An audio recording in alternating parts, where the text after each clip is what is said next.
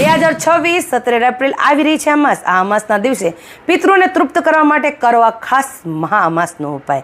આ દિવસે પિતૃ માટે તર્પણ, દાન અને પ્રાર્થના કરવી ખૂબ જ શુભ માનવામાં આવે છે. એવું માનવામાં આવે છે કે અમાસના દિવસે ખાસ પિતૃ માટે આ ઉપાય જરૂર કરવો જોઈએ. કયો ઉપાય?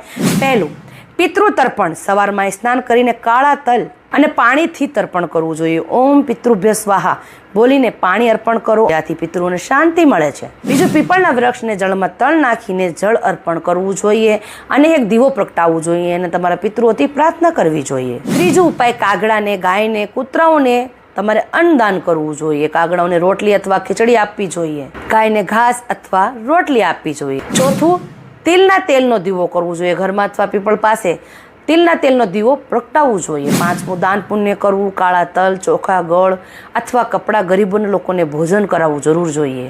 છઠ્ઠું, પિતૃઓના મોક્ષ માટે અને તૃપ્ત થવા માટે એમની પ્રાર્થના કરવી જોઈએ. પિતૃઓ માટે આ મંત્ર બોલવું જોઈએ, ઓમ પિતૃભ્ય નમઃ. માન્યતા છે કે આ માસ જે 2026 17 એપ્રિલ આવી રહી છે, આ દિવસે આ ઉપાય કરવાથી પિતૃદોષ ઓછો થાય છે, ઘરમાં સુખ, શાંતિ, સમૃદ્ધિ આવે છે અને તમારા અટકેલા કાર્ય પૂર્ણ થાય છે અને તમારા પિતૃઓનો ખાસ તમને આશીર્વાદ પ્રાપ્ત થાય છે. તો આ વિડીયોને અમાસ પહેલાં વધુમાં વધુ શેર જરૂર કરી દેજો અને આ ઉપાય અમાસના દિવસે જરૂર કરી લેજો. અને અંતમાં જય પિતૃદેવ જરૂર લખી દેજો.